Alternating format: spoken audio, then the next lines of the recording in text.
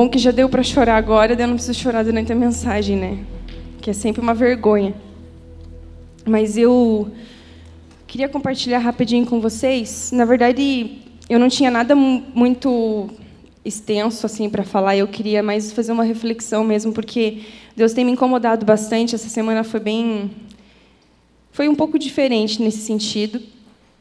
E foi bem legal as meninas que estavam participando ali. Quem que estava das meninas que estavam ali no... Aê! Foi bem gostoso. A gente reuniu as meninas hoje, antes do culto, e eu até conversei depois com as meninas que estão puxando na liderança, que eu falei mesmo para a Lana, falei, Alana, cadê a Lana? Está lá atrás, ela está quase fugindo, porque ela, gente, eu não estou brincando, ela vai ser testemunha, e as meninas que estavam assistindo também, que o que Deus colocou no meu coração, e eu creio que foi Deus, foi o que Deus colocou no coração dela, e ela falou aquilo lá, e eu vou praticamente repetir o que ela falou aqui, porque é bem gostoso ver Deus trabalhando de uma forma inacreditável. Então, eu queria mesmo que o teu coração ficasse bem sensível. Esquece se eu falar alguma besteira, alguma coisa que se discorde. Tenta usar aquilo que Deus tem para falar com você. Quais são as palavras que Deus tem colocado no seu coração? O que é que Deus quer transformar? Porque Ele tem falado que quer trabalhar. E Ele está fazendo coisas e fale assim para Deus, eu não quero ficar de fora. Porque Ele vai fazer. E Ele tem feito. Então, eu queria convidar você a abrir a sua Bíblia aí em Êxodo, lá no comecinho, no capítulo 3.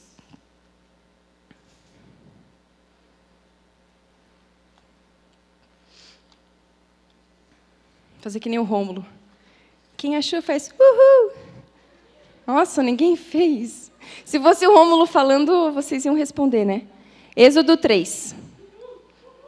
Agora eu não perguntei.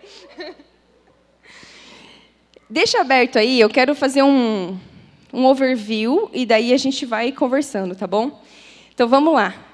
Que é só porque eu usei a palavra em inglês? A gente tá treinando, né, amor? Vamos lá. Moisés. Moisés era um cara que, nesse momento, estava pastoreando algumas ovelhas. E naquela época, naquela fase, os israelitas estavam passando por uma opressão. E eles estavam como escravos no Egito. Todo mundo está ligado? Sim, né? O que aconteceu? Moisés estava pastoreando e, de repente, ele, no deserto, viu uma sarça em chamas. E aquilo chamou a atenção dele, e ele se aproxima e percebe... Por que chamou a atenção, né? Porque não estava sendo consumido pelo fogo.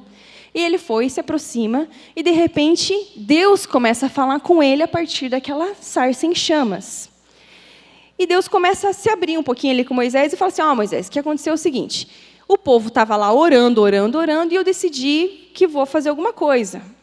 E daí, no versículo 10, não, vamos ler o 9. No versículo 9, Deus está falando assim para Moisés. Então, é Êxodo 3, 9. Pois agora o clamor dos israelitas chegou a mim, e tenho visto como os egípcios os oprimem. Vá, pois, agora, eu o envio ao faraó para tirar do Egito o meu povo, os israelitas. Moisés respondeu a Deus, quem sou eu para apresentar-me ao faraó e tirar os israelitas do Egito? Para aqui rapidinho. Então, o que aconteceu naquele momento? Deus anuncia que Ele quer livrar o povo, e Ele fala para Moisés assim, vá, pois, quando? Agora. Deus dá uma ordem para Moisés, certo? E o que Moisés responde? Versículo 11. Moisés, porém, respondeu a Deus, quem sou eu para me apresentar-me ao faraó? Moisés ele já começa a se menosprezar um pouquinho, né? Beleza, acho que qualquer um aqui tomaria a mesma decisão, ia ficar assustado. Meu Deus, eu sou um pastor de ovelhas e faraó é faraó. Quem sou eu para chegar até faraó? E daí, como um bom Deus, Deus responde no versículo 12, e Ele fala assim, eu estarei com você, e esta é a prova de que sou eu quem o envia. Quando você tirar o povo do Egito, vocês prestarão culto a Deus neste monte. Então, Moisés fica um pouco amedrontado, e Jesus Eita, eu sempre falo Jesus no meio de Deus, tá? Mas daí você vai entender, né? É Deus, Deus Pai, Senhor. Deus vira para Moisés e fala assim: eu vou com você. Fica de boa aí, que eu estou junto. É nós, como diz o Rômulo. Então Deus se anuncia para Moisés, ele o envia, dizendo, vá, pois agora. E daí Moisés, assustado, e Deus fala assim, não, Deus dá uma palavra para ele. Eu estarei com você. E daí, beleza, Moisés começa a fazer uma série de perguntas para Deus, e Deus começa a fazer algo que eu acho muito legal nesse texto. Depois, se você quiser ler, vai do versículo 13 até o final, acho que desse capítulo. Deus começa a se revelar a Moisés e começa a revelar o que ele vai fazer. Deus já começa a anunciar tudo o que vai acontecer. Ele faz como que é em inglês aí? Uma sinopse. Não, tipo um spoiler, não era essa palavra, mas tudo bem. Deus já dá um spoiler para Moisés, falando assim, ó, vai ser difícil. Faraó vai endurecer o coração e eu vou fazer umas maravilhas muito loucas que vai fazer o povo sofrer. Mas vai dar tudo certo. Deus já fala tudo o que vai acontecer. Ele faz um resumo e fala assim, mas no fim vai dar tudo certo, o povo vai sair. E ele já deu a palavra dizendo que o povo ainda ia adorar ele naquele monte, porque ele já sabia que estava tudo sob controle. E daí, entrando no capítulo 4, você está com a tua Bíblia aí, lê junto comigo ali, ó, Êxodo 4, o versículo 1. Moisés respondeu, e se eles não acreditarem em mim, nem quiserem me ouvir e disserem, o Senhor não lhe apareceu? Aí, eu concordo com Moisés que isso é bem provável de acontecer. Eu acho que você chegar para um povo que está sendo oprimido e falar assim, ó, eu vou tirar você daí. As pessoas realmente podiam duvidar, será que Deus está com esse cara? Será que não está? E Moisés estava com essa dúvida, ele estava com essa insegurança. Só que Deus começa a trazer várias coisas, ele dá alguns sinais, eu vou relembrar aqui com vocês rapidinho. O primeiro sinal que ele dá ele fala assim, pega essa vara e joga no chão. E a vara se transformou em cobra. E daí Deus fala assim, agora você pega o rabo na cauda ali da cobra e ela se transformou numa vara. Quando você fizer isso, as pessoas vão saber que eu estou com você. E daí Deus fala assim, e se eles não acreditarem, você vai fazer o seguinte, pega a tua mão, coloca no peito, e quando Moisés viu, a mão dele virou totalmente leprosa. E daí ele coloca a mão no peito de volta, e a mão dele volta ao normal, está curada. É mais um sinal. E Deus fala assim para Moisés, e se não acreditarem em você de novo, aí você vai pegar um pouco de água do rio Nilo e vai jogar em terra seca, e na hora que tocar a terra, essa água vai se transformar em sangue. Então Deus chega para Moisés, primeiro ele fala no capítulo 3, eu estarei com você, e depois ele fala, você tem 3 sinais, e daí Moisés fala uma coisinha para Deus. Está no versículo 10, 4:10, lê ali comigo. Disse, porém, Moisés ao Senhor, ó Senhor, nunca tive facilidade para falar, nem no passado, nem agora, que falaste com o teu servo. Não consigo falar bem.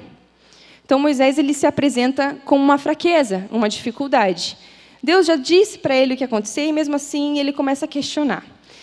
E Deus diz algo bem precioso nesse texto, que eu vou focar bastante nessa parte aqui.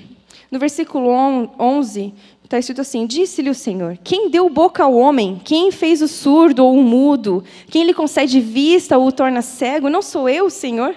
Agora, pois, vá. Eu estarei com você, ensinando-lhe o que dizer. De novo, Deus fala, eu estou com você. E para nossa surpresa ou não, Moisés responde assim, ah, Senhor, peço-te que envies outra pessoa. Só para deixar bem claro, o próximo versículo diz assim, então o Senhor se irou com Moisés. Deus não estava muito feliz com aquilo que aconteceu. A Bíblia fala que ele ficou irado com Moisés. Ele já tinha dito que ele estaria com Moisés. Ele deu todo o spoiler da história. Ele fala assim, eu te dou 3 sinais, e ele ainda fala, eu fiz você, eu te criei. E Moisés vem e diz: envia outro. E assim, Deus, ele tinha um propósito para usar a vida de Moisés, certamente, porque mesmo depois de tudo isso, Moisés ainda recebe Arão, seu irmão, e Deus fala: Arão vai ser o seu porta-voz, e assim vocês sabem como é que foi a história. Arão acompanhou Moisés até a morte dele, e eu não sei, não estava lá para ver como é que foi toda a situação, mas a Bíblia conta várias coisas, e às vezes eu fico pensando, será que Moisés não poderia ter vivido algo muito maior? Ele não precisaria ter um porta-voz, ele poderia ter sido transformado por Deus e completamente capacitado para falar bem. E quando eu vejo essa história, e pensando naquela questão do versículo 11, que Deus fala assim: quem deu boca ao homem, quem fez o surdo ou o mudo? Quando Deus fala isso, Ele está dizendo para Moisés assim: ei, fui eu que te fiz, fui eu que te criei, eu sei das tuas incapacidades, mas eu sou Deus. Deixa eu te capacitar. E Deus fala: eu vou dizer para você o que você tem que falar, você não precisa nem pensar, eu falo por você, só preciso da tua boca. E Moisés, mesmo assim, ele não aceita isso. Esse versículo, quando Deus vira para Moisés e fala assim: Moisés, eu te fiz, eu te criei. Nessa hora, a sensação que eu tenho é que Moisés virou para Deus e falou assim: eu não acredito que o Senhor pode fazer algo. Eu não acredito que o Senhor pode me capacitar, eu não acredito que o Senhor pode me transformar. E Moisés dá um passo para trás. E pensando nisso, às vezes isso até me chateia um pouco, porque Deus diz que vai estar com Moisés, e Moisés não confia 100% nisso. Ele tem medo, e ele é inseguro, e ele pede para que mais alguém esteja com ele.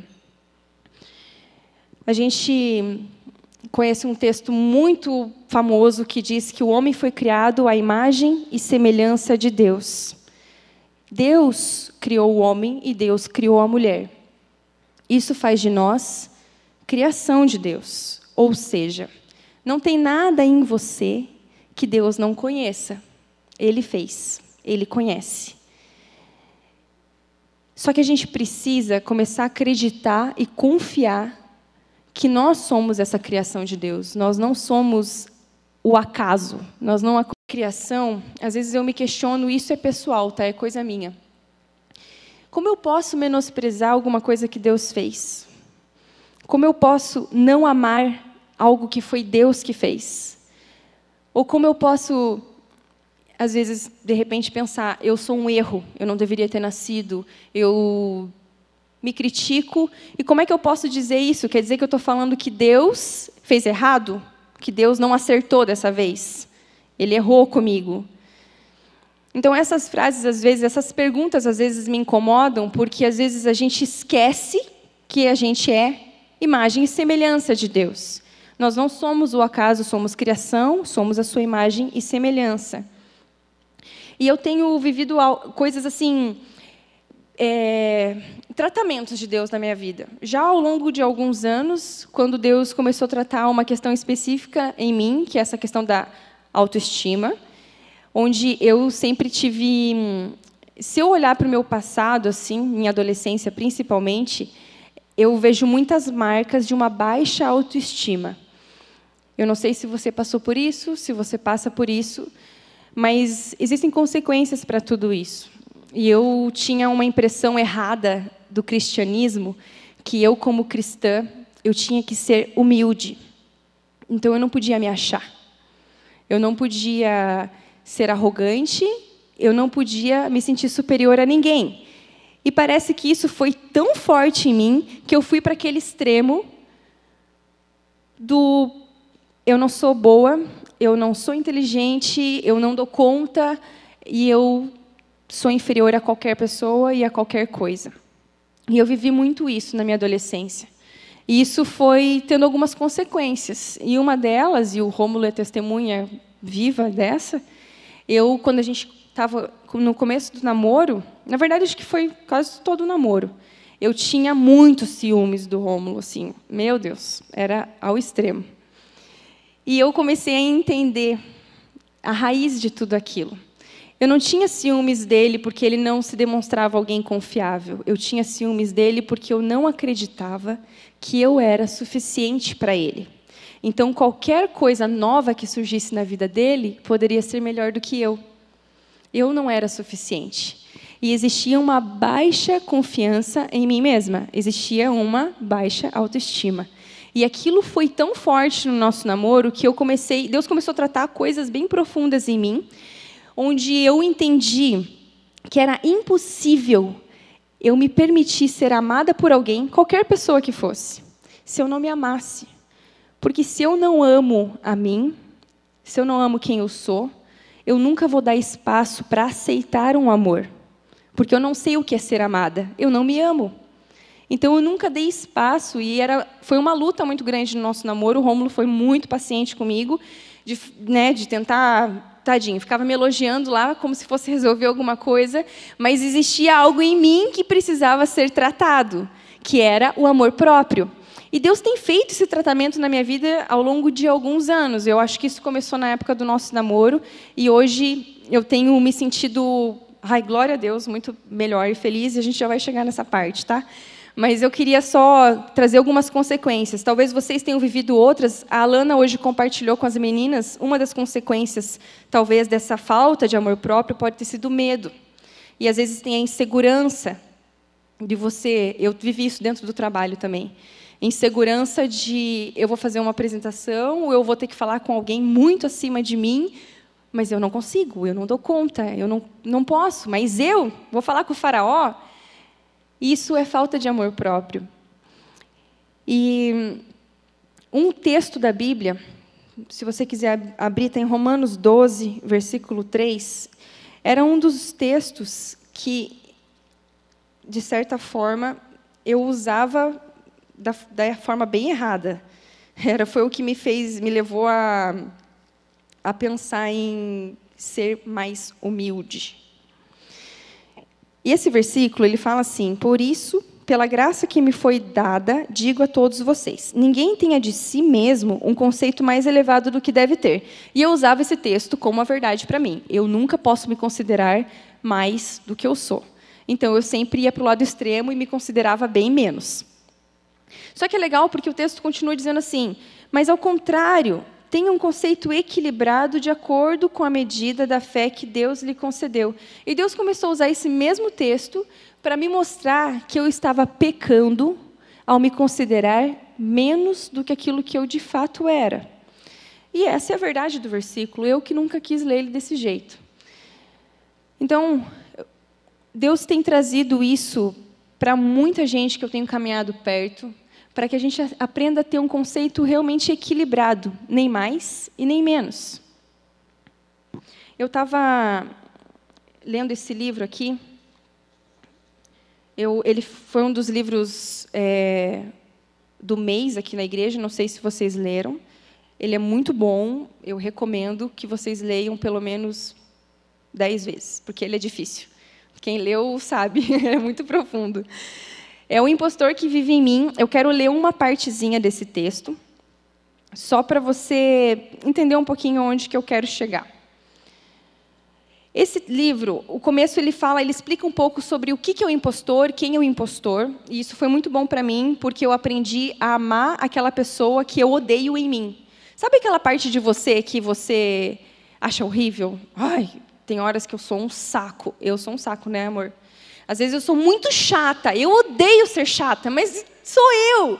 E eu aprendi que, em vez de reprimir aquela pessoa ruim em mim, eu tinha que amar aquela pessoa ruim em mim, porque, afinal de contas, sou eu.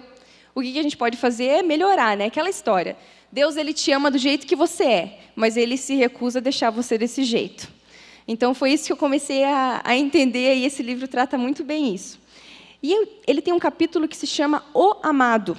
E pode ser que seja um negócio muito crentez ou muito romântico, mas tenta ouvir isso para você.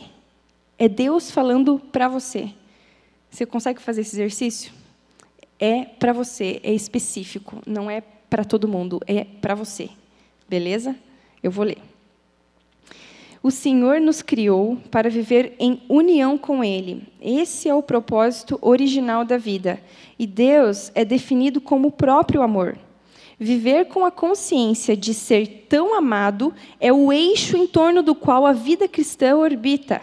Ser o amado é nossa identidade, o centro de nossa existência. Não se trata de mera arrogância, uma ideia inspiradora, uma designação entre tantas. É o nome pelo qual Deus nos conhece e o modo como se relaciona conosco. Você é o amado. Deus é amor. Eu quero ler um texto na Bíblia, que é o resumo disso daqui, para vocês verem que não foi só um autor que escreveu, tá? A Bíblia fala sobre isso. E está em 1 João. Em 1 João 1, versículo 14, se eu não me engano. Não, é o 16. Diz assim: assim conhecemos o amor que Deus tem por nós e confiamos nesse amor. Quando eu leio esse confiamos nesse amor, eu lembro de Moisés, que parece que não confiou nesse amor. Deus é amor. Todo aquele que permanece no amor, permanece em Deus e Deus nele. Dessa forma, o amor está aperfeiçoado entre nós, para que no dia do juízo tenhamos confiança. Porque neste mundo somos como Ele, nós somos a sua imagem e semelhança. Quando a gente está no amor e a gente entende o amor, a gente confia nele. Porque você consegue ter essa relação de amor próprio. Você se ama e você entende o amor de Deus na sua vida. Uma das coisas que eu vivi muito forte nesse meu tratamento de autoestima foi o perdão. Eu, por não me amar, não aceitava os meus erros. E quando eu cometia alguma coisa contra mim, contra Deus ou contra outras pessoas, eu não era capaz de me perdoar. E uma das coisas que Deus começou a tratar muito forte no meu coração, Ele falava assim: eu, que sou Deus, que não aceito o pecado, que tenho nojo do pecado, morri por você. Te perdoei. Como é que você pode não se perdoar? Você que é impura, você que tem a natureza pecaminosa. E aquilo foi muito forte para mim, porque naquela hora foi um confronto, foi um dos confrontos da minha fé, onde eu falei assim: eu não aceitei o perdão de Jesus. Porque se eu não me perdoo, eu estou me colocando no lugar de Deus. E eu sou incapaz de perdoar a mim e de perdoar o próximo. Mas a partir do momento que eu aceito o amor de Jesus na minha vida, eu aceito o perdão dele, quem sou eu para não me amar? E quem sou eu para não me perdoar? E eu queria que você trouxesse isso para a tua mente clara.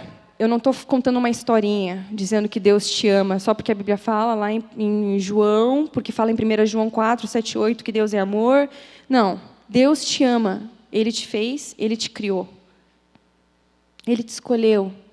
E se você ler a Bíblia está repleta de amor, porque Deus é amor. E como que eu faço para jamais me esquecer disso? Porque eu não sei vocês, mas eu sou do tipo assim, eu sei que Deus me ama. É fato, está na Bíblia. Eu sei disso. Mas às vezes eu não sinto isso. Eu queria sentir um pouco mais daquele colinho, um pouco mais daquele cuidado de Deus. E Deus me trouxe esse versículo que está em Tiago, como se fosse um manualzinho para você jamais esquecer que você é amado. A gente leu ali o texto que o autor falou no livro lá do Impostor que Vive em Mim. Ele diz que a nossa identidade é o amado. Então, foca nessa palavrinha, identidade. A sua identidade é ser o amado. Sabe aquela pessoa que você ama mais do que tudo? Deus olha para você assim, você é meu amado. Em Tiago 1, versículo 22, diz assim: sejam praticantes da palavra e não apenas ouvintes, enganando-se a si mesmos. Aquele que ouve a palavra, mas não a põe em prática, é semelhante a um homem que olha a sua face no espelho e, depois de olhar para si mesmo, sai e logo esquece a sua aparência. Mas o homem que observa atentamente a lei perfeita, que traz a liberdade e persevera na prática dessa lei, não esquecendo o que ouviu, mas praticando, será feliz naquilo que fizer. Nossa, dava para fazer uma mensagem só nesse texto, porque ele é rico demais. Mas o que eu queria mostrar aqui para vocês é que Tiago ele compara o espelho à fé. Se você é aquele homem que se olha no espelho e logo esquece o que você viu, você é aquele que ouve, mas não pratica. E é muito louco isso daqui, porque eu fiquei pensando hoje, enquanto eu tinha preparado a mensagem, hoje eu fui reler isso e eu fiquei pensando, veja se faz sentido. Você é uma pessoa que se olha no espelho e você viu, sei lá, que não tem nenhuma espinha, beleza? De repente, você sai do espelho e alguém chega para você e fala, tem uma espinha na sua testa. Você não tem um espelho, você não consegue se ver. E você não consegue sentir. No que você vai acreditar? Tem uma espinha na minha testa. Essa pessoa está me falando, ela está me vendo. Tem uma espinha na minha testa. Você acabou de olhar no espelho, você viu que não tinha, mas você deixou de olhar no espelho. Vai que você não viu direito. E quando eu comecei a pensar nisso, eu comecei a ver como o amor próprio está relacionado com a fé. E não só esse texto falou sobre fé, mas o texto de Romanos, que disse assim, que ele não falou do amor próprio, né, mas ele falava dessa questão da autoestima, do conceito equilibrado, e ele termina dizendo assim, à medida da sua fé. O amor próprio, ele está relacionado com a sua fé, e o amor é a sua identidade, você é o amado. Quando você se olha no espelho e você esquece aquilo que você viu, você esqueceu a sua identidade de amado, você esqueceu que Deus disse que você é o amado. A Bíblia ela não quer dizer para você que Deus te ama, beleza, valeu. Não, Deus quer que você acredite na sua identidade. Para a gente não esquecer quem nós somos, você precisa praticar a fé. Para você não esquecer quem você é, você vai ter que ler a Bíblia, você vai ter que orar e você vai ter que ter comunhão, porque a palavra de Deus fala que você pode ser como um homem que vai se olhar no espelho e jamais vai esquecer a sua identidade. E você pode. Você precisa praticar a sua fé. E eu queria que você tentasse sair daqui com essa mentalidade de que, além de você ser o amado, você precisa praticar essa fé. E eu acho muito legal a forma como esse texto termina, o de Tiago, porque ele fala assim, não esquecendo o que ouviu, mas praticando, será feliz. Você quer ser feliz? Você quer viver a felicidade verdadeira? Você precisa saber quem você é. E você é o amado. Não tem como você ser feliz sem saber quem você é de fato. E se você não pratica a fé, você vai acreditar naquilo que as pessoas dizem sobre você. Se você não acredita e não pratica a fé e aquilo que Deus tem falado na Bíblia, você vai ser aquela pessoa que o mundo diz que você é. Você vai ser aquela pessoa que seus pais dizem que você é. Você vai ser aquela pessoa que você diz que você é. E você vai deixar de ser aquela pessoa que Deus disse que você é. E isso é prática. Quando Deus falou para mim que Ele queria curar a minha baixa autoestima, a primeira coisa que Ele falou foi, não vai ser de hoje para amanhã. E de fato não foi, porque isso já tem 7 anos. E Deus tem tratado isso continuamente. Mas eu queria trazer essa verdade para vocês hoje. É uma reflexão. Porque eu sei que vocês já sabem que vocês são amados. Mas não deixe de praticar a palavra de Deus e praticar a fé. porque senão você vai se olhar no espelho e Deus vai dizer, eu te amo. E daqui a pouco você vai estar com garotos na sua escola ou com meninas na sua escola que você acha que te completam, que dizem palavras bonitas e você acha que aquilo é a solução da sua vida. Ou, às vezes, você vai se meter em outras enrascadas porque você esqueceu qual é a verdade sobre você. Eu queria que você fechasse seus olhos e conversasse um pouquinho com Deus. Se você não tem essa verdade bem enraizada no seu coração, fala para Deus assim, Deus, eu quero entender o teu amor por mim. E eu quero entender que eu sou mais do que aquilo que dizem que eu sou. Entender que eu sou o amado. Que Deus parou um tempinho da vida dele só para te formar. Um versículo que eu gosto muito, que está em Salmo 139, que diz, o salmista fala assim, pois me fizeste de modo especial e admirável. E Deus te desenhou, parece aquela música, né? Mas é verdade. Ele te formou. Ele te criou. Você é criação. Você não é uma pessoa qualquer. Você não é um erro nesse mundo. E se você quer viver feliz, você precisa saber qual é a sua identidade.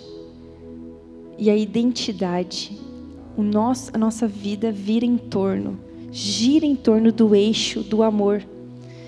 Se você não se ama, se você tem dificuldade em se perdoar, em aceitar os seus erros, eu queria te desafiar a dar um passo de fé e falar assim, eu vou me amar.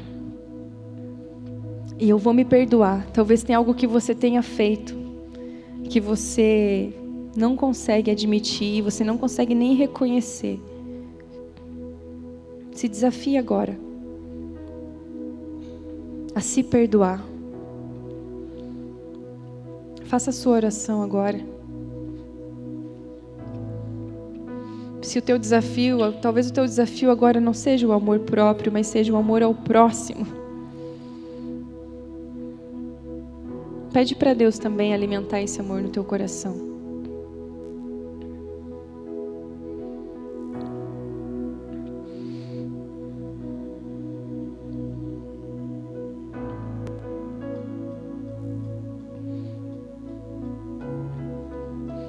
Deus, nós somos quem somos, porque o Senhor nos fez. Ai, Pai, nunca deixa a gente esquecer isso, Deus. Nunca deixa a gente esquecer que o Senhor nos conhece por inteiro, Deus. Que o Senhor conhece nosso coração, o Senhor conhece as nossas falhas.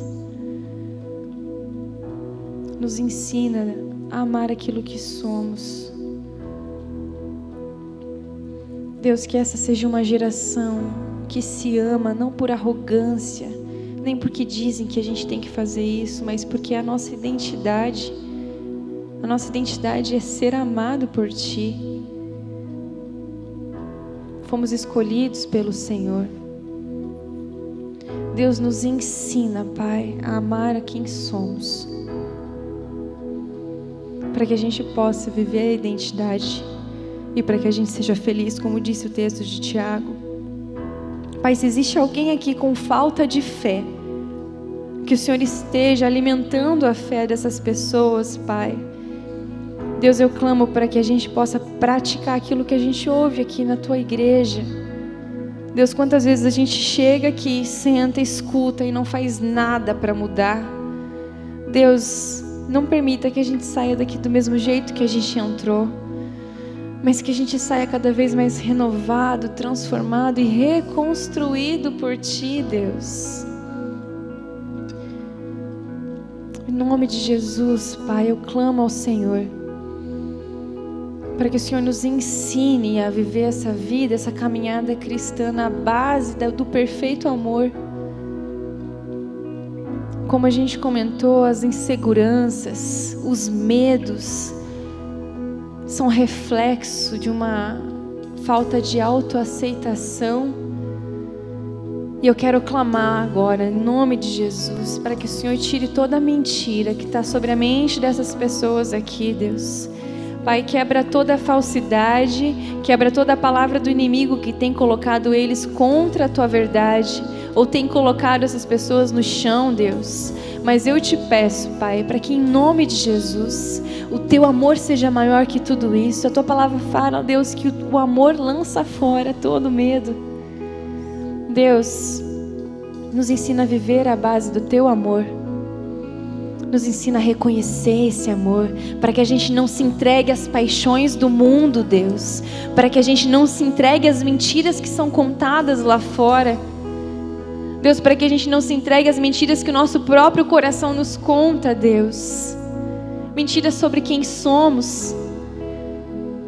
Mas para que a gente se entregue na Tua verdade, de que fomos amados e escolhidos por Ti, Deus. A Tua palavra fala que nós amamos porque o Senhor nos amou primeiro, Deus.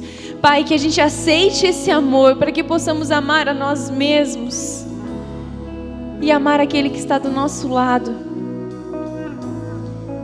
Deus, que o Teu Espírito, Pai, transborde na vida de cada um que está aqui. E eu venho clamar, Deus, por essa geração, por essa juventude, por esta igreja, para que sejamos um, que o amor nos una, que o amor nos faça um. Deus, que seja um resto de ano onde a gente possa viver o Teu amor sobre as nossas vidas. E como a gente cantou, a liberdade que está no nosso meio, que traz a Tua misericórdia, a Tua graça, que tudo isso sempre nos renova, nos encha, nos transforme. Faz de nós aquilo que o Senhor quer. Em nome de Jesus, Deus. Pai, continue falando aos nossos corações, para que sejamos mais parecidos contigo, Deus, em nome de Jesus. Coloca teu coração diante de Deus, a gente vai cantar uma canção. Se Deus falou ao seu coração de alguma forma, se você precisa confessar algum pecado, ou se você tomou alguma decisão hoje, eu queria convidar você a procurar alguém de confiança, um conselheiro, um líder de célula, a mim, o pastor Rômulo. Mas não deixa teu coração sair frio daqui, não deixa ele esfriar. Que o Espírito Santo possa estar sempre te enchendo de amor e trazendo a verdade dele no teu coração, amém?